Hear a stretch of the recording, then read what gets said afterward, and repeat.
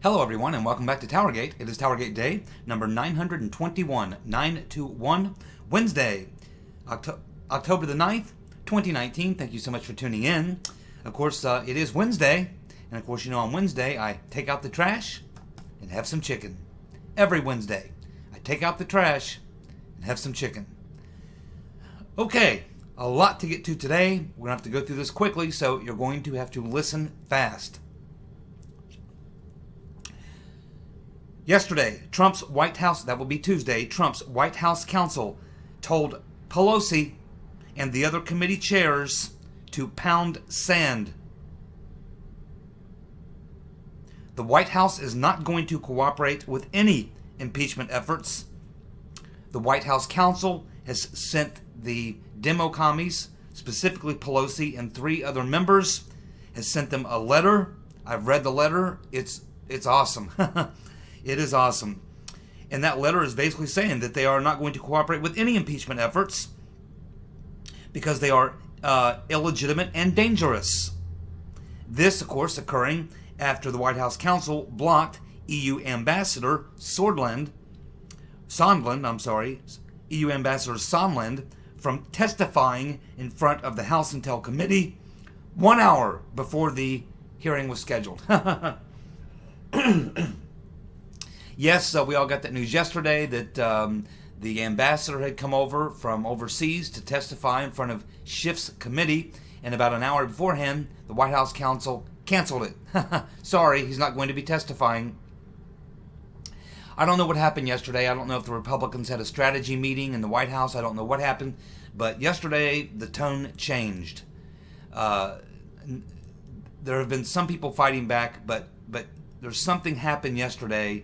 And now there is a full-scale onslaught from the Republicans, from the White House, from his counsel, Republicans that support Trump. They mounted some sort of an offensive yesterday, and a fairly big offensive.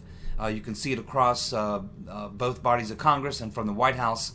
And it looks as though they've crossed that Rubicon. They've crossed the point where they feel like the Democrats have failed massively in this latest scheme. They know it's a corrupt scheme that was a premeditated scheme. They know that there's probably crimes involved here, not just another failed impeachment attempt, but something far more sinister. And as they dig into that, I think that they have something. And I think we're going to learn what that is in the next few days to come. But something happened yesterday. The worm has turned. You'll realize this by the time I get to the end of the video. The Right Reverend Clinton has met with Democratic political insiders in the past week to discuss jumping into the 2020 race. The Right Reverend Clinton has met with Democratic political insiders to discuss jumping into the 2020 race. Now, this is funny. I've been saying this since the day after the 2016 election, and just what happened. I've been saying it. H.A. Goodman's been saying it for a very long time as well. He claims he's the only one saying, but actually he and I have both been saying it, and actually I started saying it the day after. If you go back, I think you watched either the day or 2 days after. Might even been the day of. I can't remember. But I know it was within 1 or 2 days of the 2016 election. I said the Right Reverend Clinton will be running again in 2020. And I've never backed off from that. And I continue to stick to that. Now, a lot of people are saying, well, you know, she'll never beat Warren in the primary. She won't win the primary. She jumps in, Warren will probably beat her. And I would say that that's probably correct. I would say that if the Right Reverend Clinton threw her hat into the ring to replace Biden, who she's now taken out of the game, that if she jumped in there right now, that she would probably find herself trailing Warren. But here's what people don't understand. The Right Reverend Clinton takes out any competition. She clears the field before she enters the race every time that she enters a race, whether it was a New York Senate campaign, whether it's running for president last time. She clears the field. She gets rid of any competition the dirty way. And so, as I said, she went to work on Biden, and just about the time frame I said she would. She is just about disposed of him in just about the time frame I said she would. And of course, the only other really competitors she would have would be Commie Bernie and Hiawatha. But Commie Bernie has had a heart attack, and he's been kind of trailing in third place there, and I don't think Bernie's going to get it done. I think Bernie is probably going to have to cash in his chips. I think he's just trying to collect the last bit of money he can get before he finally has to come out and cash in his cards. He might even appear in the next debate. He might even stay on the ballot, but he's not a viable candidate anymore after having the heart attack, and he's pretty much of a commie, so I don't think he had much hope anyway. Hiawatha is vulnerable in so many ways. She's more vulnerable than even Biden, I think. I don't think that the Right Reverend Clinton sees getting rid of Warren as being any big problem at all. Getting rid of Biden was the more difficult task, and now that she's taken care of that, the demonic buzzard will now focus on Elizabeth Warren. I think, in fact, in the last week, since we saw that New York Times story come out saying that the Wall Street told the Democratic Party that they would not contribute money to them if they deliver Warren as the nominee. Of course, why would Wall Street contact the New York Times and tell them? If Wall Street felt that way with their cozy relationship with the Democratic Party, that's not something that they would spread to the newspapers. If the Wall Street bankers really felt this way, they would have had a private meeting with Tom Perez or the other heads of the DNC, and they would have said, hey, this Elizabeth Warren thing, we can't really go with Elizabeth Warren. You're going to have to make sure that does not happen. They would have kept that on the down low. That would have been held within, a pretty small meeting with some top-tier people, and Wall Street would have made that perfectly clear. I mean, they're the big donors to the Democratic Party. They wouldn't just release that to the New York Times. That's not how that would be handled. So the fact that it was handled that way, and I can only think of one person who benefits and only one person who's got that kind of cozy relationship with Wall Street, and that is the Rotten Reverend Clinton. I'm pretty sure the Rotten Reverend was behind that, and we're seeing other things now coming out on Warren. You're going to see more and more things coming out on Warren as the Rotten Reverend Clinton opens up her dossier on Warren, and she begins to empty it out. So over the next, now that she's taken care of Biden, she will empty out her dossier on Warren, and over the next probably 4 to 6 weeks, Warren will be so beat down that she will drop down probably into the single digits, and there will be no one else, and the draft Hillary campaign will be fully underway. That's what's going to happen. Now, earlier yesterday, on Tuesday early afternoon, Trump had tweeted out that crooked Hillary Clinton should enter the race to try and steal it from Warren. Well, I think Trump knows exactly what I know that she already has. Hillary responded to Trump's tweet by saying, quote, "Don't tempt me. Do your job. Don't tempt me." There's nothing Trump would love more than a rematch with the Rotten Reverend. Oh my goodness gracious. That would be, Biden wouldn't be fun for Trump because there's no challenge there. There's no challenge. Warren is the same way. That would not even be fun for Trump. He likes competition. He likes a good fight. None of those people, not Quid Pro Joe, not Hiawatha, not Commie Bernie even, could really be a formidable match for Trump to even get excited about. Now, the Rotten Reverend, with her devious nature, she is always a challenging person to go up against because she brings this entire global crime syndicate with her and all that they can bring, and she's a pretty skilled liar.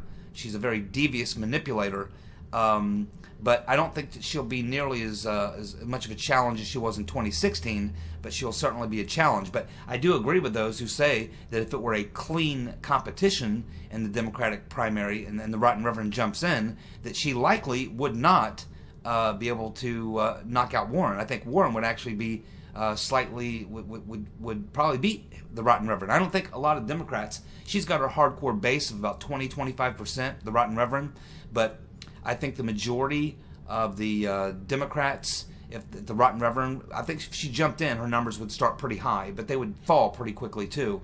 And once it all leveled out, by the time you got into the primaries, I think in the actual boots on the ground, I think that Warren would probably eclipse Hillary by, a few points anyway. I don't think she'd blow her away, but I think she would cap Hillary.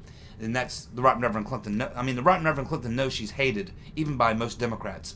That type of thing. So the Right Reverend Clinton knows all this. She knows that she cannot win any election fairly because nobody really likes her very much. So she always has to cheat, lie, and steal her election. So yeah, she took out Biden.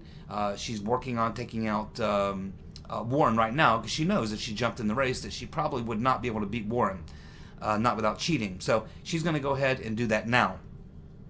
So just pay attention, as you will start to see, just as you saw with Biden, you will now see the dirt being dropped on Warren. And by the time Warren figures out where it's coming from, it'll be too late.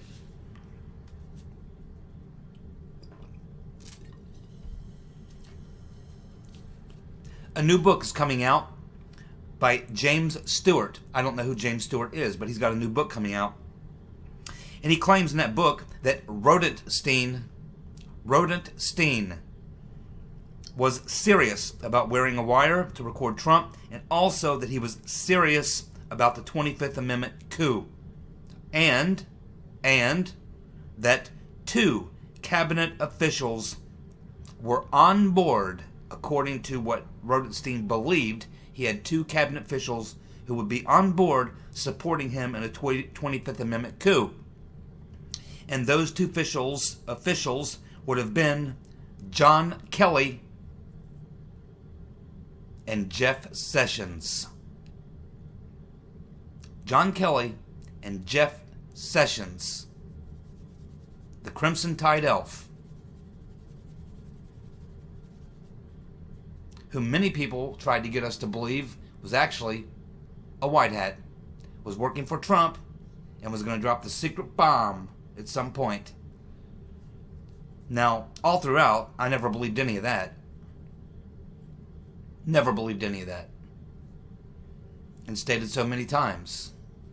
But I never really thought that Sessions would be behind the coup. I never thought it was that bad, or would support a 25th Amendment coup. I just thought he was incompetent and weak. But it turns out he was corrupt as well. If this is true.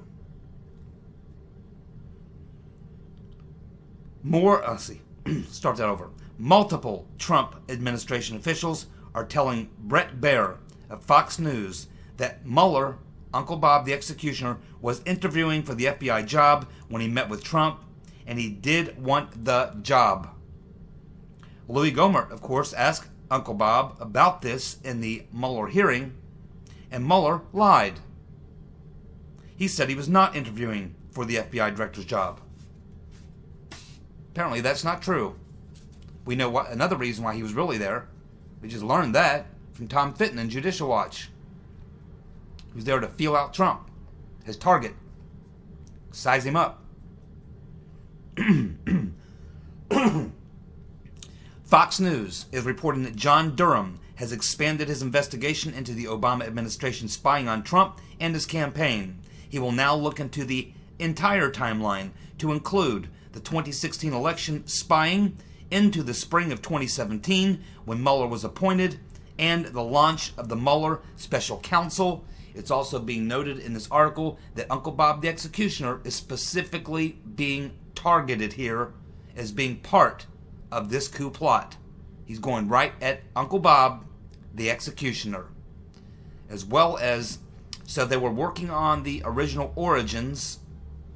They've now, I guess, got pretty far into that, enough to determine that there was foul play. In other words, a criminal conspiracy.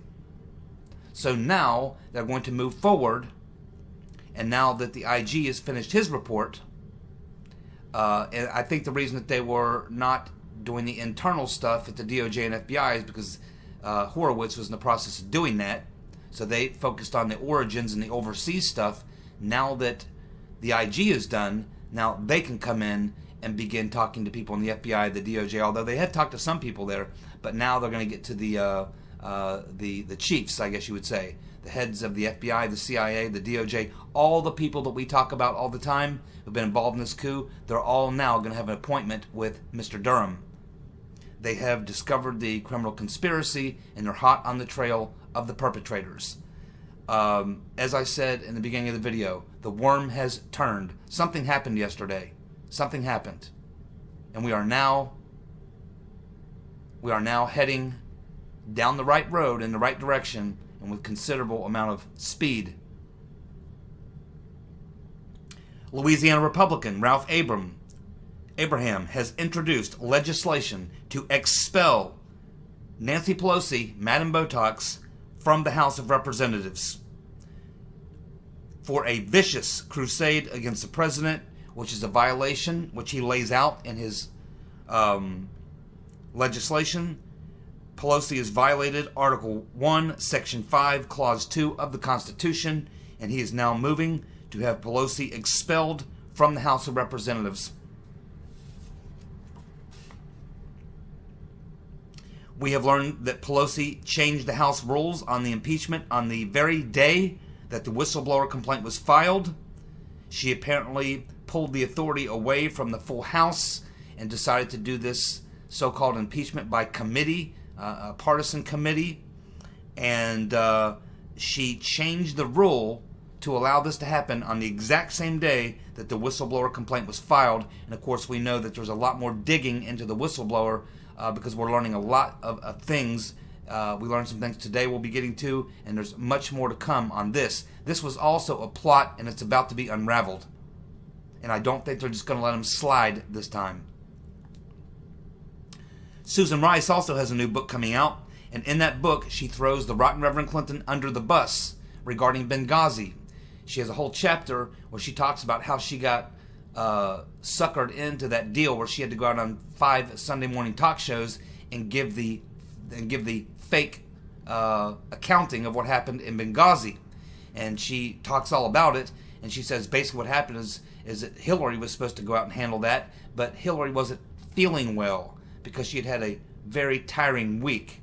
So they said, okay, Susan, you're going to go out and cover for the Rotten Reverend. You're going to hit all 5 of these TV shows, and you're going to go out and tell them that it was all caused by this video.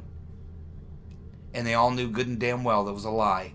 So she was forced to go out and lie on 5 Sunday morning shows. She believes that this ruined her reputation and her career. And she lays it all at the feet of the rotten Reverend Clinton, the demonic buzzard. See, the demonic buzzard, like all buzzards, especially the demonic ones, they feed on the carcasses of anything or anyone. They don't care. They have no, their only loyalty is to themselves and to power. And so the Rotten Reverend will destroy the Democrats just as quick as she destroyed Republicans to get power. She's proven that over and over again.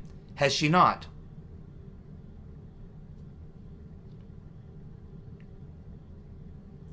Biden's running a new ad, and you're not going to believe this.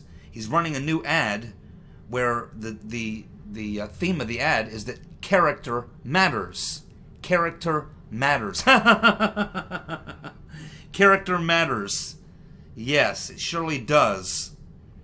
And this, coming at the same time as running this ad, you have this MSNBC political contributor, I forget his name, but you've seen him many times on MSNBC, and he's on MSNBC telling them that Biden is hiding from reporters. He is not granting any requests to do any interviews this week at all because he knows what he's going to be asked about, and he knows that he has no good answers, and he knows he has a lot of problems. And so now he's not and you can't do that. When you're running for president, you cannot do that. This is another reason he's going down, because the Rotten Reverend has given the word. Take him out. Take him out. Take him out. Speed up. Hurry. Quickly. And so they're all over Biden. And now you're seeing when he gets interviewed by these left-wing liberal reporters who a week ago were giving him the total free pass, now they're up his ass and stretching out. And it's all at the direction of the Rotten Reverend. She's given the order. Take him down now. She wants him gone by Halloween so that she can do the draft Hillary campaign, and it will take her by Thanksgiving. She'll have Pocahontas on the trail. On the Trail of Tears. On her Palomino, headed back to wherever the hell she's from. High cheekbones and all. Sucking on some rum.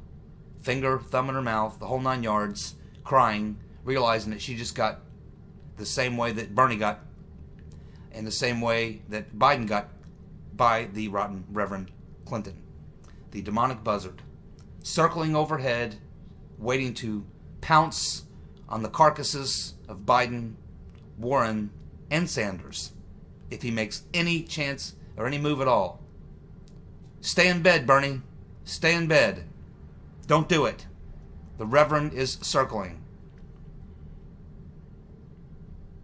Gateway Pundit reporting that Attorney General Barr broke U.S. Embassy protocol last week by not notifying them of his visit and the reason for the visit. He caught them by surprise. He surely did. Caught them by surprise. It proves that Attorney General Barr has now, after investigating the deep state here for several months, has figured out what all of us know, what he probably suspected, what Trump surely knows, and that is the deep state is real. They are real, and they are real ugly. And so, he does not trust them. Barr clearly doesn't trust the deep state. He's figured it out. And Lindsey Graham has now invited Rudy Giuliani to come and testify in front of the Senate on the Biden family crimes in Ukraine. The Biden family crimes in Ukraine. There had to have been a powwow, because too many things happened yesterday that are offensive. Big moves, offensive moves. The move they made against the so-called impeachment inquiry by the White House counsel, canceling the ambassador's hearing, inviting Giuliani to come and blow the lid off the Biden scandal in the Senate, introducing a legislation to remove Nancy Pelosi from the House of Representatives, and all these other things. Clearly, an offensive has begun. New FBI documents show that the rotten Reverend Clinton did not hand over both of her iPads to the FBI during their investigation in 2015. These new FBI documents are suggesting that the rotten Reverend Clinton actually used 2 iPads, but only turned over 1. Where is the other iPad, and what is on it? Probably Anthony Weiner dick pics, would be my guess. The bug-eyed fool, Adam Schiff, is telling reporters that accusations of Obama administration spying on the Trump campaign is a conspiracy theory. Boy, is he in for a big surprise. We also have the Italian newspaper La Repubblica is reporting that Attorney General Barr leaned very hard on Italian officials when he was there. Leaned very hard, and he was adamant that Italian officials admit that former Prime Minister Matteo Renzi was working with Obama, the Obama administration, to spy on the Trump campaign. They also applied major pressure on Italy to give up Mifsud, to reveal his whereabouts, and to make him available for an interview. Barr has made it perfectly clear he will be back. When he comes back, he wants Mifsud. The offensive has begun. Byron York reporting that this whistleblower was not just a Democrat. That wasn't when they said he may have had a conflict of interest, a bias. That's not just the fact that he was a Democrat. Byron York reporting that this so-called whistleblower has professional ties to one of the 2020 Democratic candidates. He has professional ties, was working with one of the 2020 Democratic candidates. So a lot of people know who this person is. The press certainly know, the left-wing press certainly knows who this whistleblower is. Certainly the bug-eyed fool and Madam Botox and probably others, Democrats in that committee know. Probably many of the Democrats know who this person is. It's not going to be long before this person's identity is going to come out. We are going to find out it's some partisan political hack, probably someone we're even familiar with, or someone whose past we can dig into and find their deep connections to the deep state and the specifically the Democrats, who are essentially the tools of the deep state. It's all falling apart. It's all falling apart. And this ICIG, this Inspector General of the intelligence community, he better be very worried. Very worried, because his activities, and also this other ambassador, not the one we were talking about, but the other ambassador that ambassador was communicating with, it turns out that his questions sounded an awful lot like setup questions when he's asking, hey, is this a quid pro quo? Is this what this is? Come on, man. That's not how these people talk to each other. Especially when they know that every bit of this stuff is transcribed and recorded. You'd never say something like that. This thing was such a setup, and it was a bad one. I mean, this is like, the Three Stooges. I mean, this wasn't even good. At least the Russia witch hunt, at least they had a lot of smoke, and a lot of mirrors, a lot of things they had going. This is just pitiful how bad this was. I mean, even the Kavanaugh thing, I saw through that the first day. This is actually more Bush League than that. I mean, this is just, it's a joke. It would be funny if it weren't so serious. Mr. Potato Head. John Brennan, Mr. Potato Head, goes on MSNBC and tells Crazy Mika and that idiot Joe Schmo and Crazy Mika that he may have relied on bad information. He may have relied on bad information for his relentless attacks on Trump, saying, quote, I suspected there was more than there was. So he's walking a lot of things back now because Mr. Potato Head knows he's been fingered by Barr in the criminal conspiracy. Giuliani now saying that he is serious about suing Schiff and possibly even Pelosi, possibly even Nadler, but they're focused on Schiff right now, that he does have a law firm already working on this now. Good. It's time to go after these people with both barrels. Time to stop sitting back on the ropes playing rope-a-dope. Time to step forward and start throwing punches back at these fools. And this is exactly what I see. As I told you, I think something happened yesterday. I don't know if there was a meeting. I don't know what happened, but we just had an onslaught of offense come from Republicans, from the White House, from both houses of Congress, from the media, what little right-wing media there is. Everybody sort of launched a bit of an offensive. I don't know if they're just fed up with the Democrats in the deep state or if this is something they had planned. I don't know if a specific thing triggered this, if they got some information. I don't know exactly what happened yesterday, but something happened yesterday, Tuesday, and this entire thing just, the whole feeling of it just changed. And I think you're going to see serious offense, and the Democrats are about to find themselves under severe attack. I mean full attack, coming from every direction as this latest fake whistleblower hoax is blowing up, as this little impeachment thing is blown up and will be blown up. Barr and Durham have now expanded their investigation, and they're targeting Mueller and what all took place to set up Mueller. That would have been the insurance policy. They're now going to look into all of this.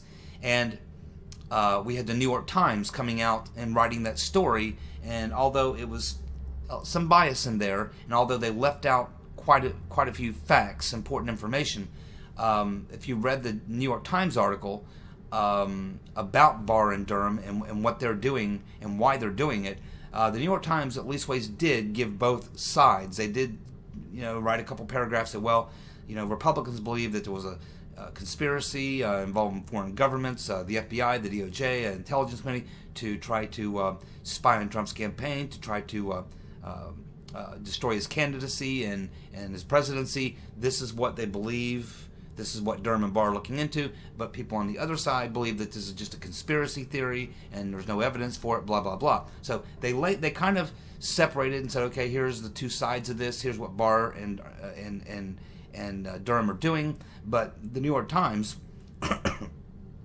obviously had a very good source in Italy, and it was the New York Times that revealed the things that we talked about today, about the fact that Barr and Durham, they learned, the New York Times is reporting this, that Barr and Durham, specifically Barr, was putting tremendous pressure on the Italian government, the officials they were talking to give up Matteo Renzi. They already know he was involved. They need the Italian government to come out and just admit it. Admit what they already know. And they also apparently applied tremendous pressure for them to produce Mifsud. They believe that Italian intelligence knows where Mifsud is and that they are protecting him or what have you. They believe that's what's going on, and they made it perfectly clear that when they come back next time, Mifsud better be sitting there. And of course we know that Barr has publicly admitted that he has asked the president to call these world leaders and let them know, my attorney general is coming, you better cooperate. So the worm is definitely turned, and I'll tell you what I think is going to happen here. If something else that they pointed out also in the New York Times is that Barr and Durham, essentially, Durham is conducting a review. He's not been given the official designation of prosecutor or whatever, which means he can only ask people to talk to him. He can't force them. He can compel them. He can try to compel them to talk to him, but he can't force them. He's not head any grand juries. That's all lies that we've heard up to this point about people saying, yeah, he's conducted grand juries. No, he hasn't. He hasn't been given that official authority. And if you go back to Barr's hearings in the Senate when he was asked about this, this would exactly match up with what he said. Barr said that he did not have an official investigation. What he was doing was conducting a review of some of the things that may have gone on in 2016, and that he didn't really have an investigative team. He had a group of individuals that were assisting him with this review. So it's just a review up to this point. But now that he's made it clear, and now that his office has gone public and said, yeah, they are now going to expand the investigation to cover the entire timeline from the origins of the beginning of it all the way through where we are today. Where we are today. And everyone is possibly a suspect. For this entire time this coup's been going on, everyone is a suspect, and they're particularly looking at this insurance policy, which was the Mueller investigation, and Uncle Bob himself, and those who were contriving to put that special counsel together, in addition to all the other things the FBI, DOJ, intelligence community were all doing.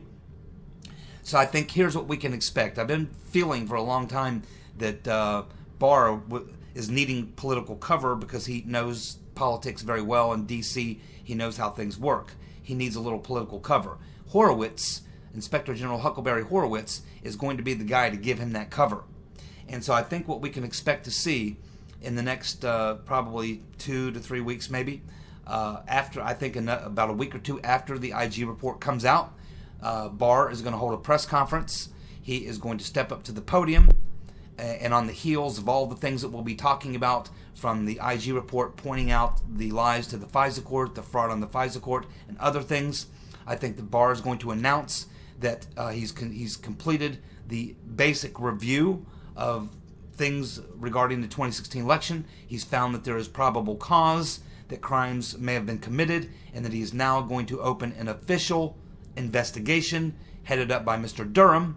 Now keep in mind, they've been doing an unofficial sort of investigation this whole time. They've been collecting evidence this whole time. They've probably got about 90% of what they need. But they need a few other things, and they need to bring in some grand juries, and they need to have Durham be able to start indicting people, and that's what the announcement's going to be about. And I think that will happen probably within 2 weeks of the rollout of the FISA report. You're going to see Barr announce an official investigation, and that's when the shit is going to start hitting the fan, and the coup plot is going to be uncovered. As I've said, dozens, 2, 3, 4 dozen people going to prison. High-level people. It's coming down, my friends. Take it to the bank. Take it to the bank, 100%. It's happening. See ya. Be back tomorrow with more TowerGate. Bye.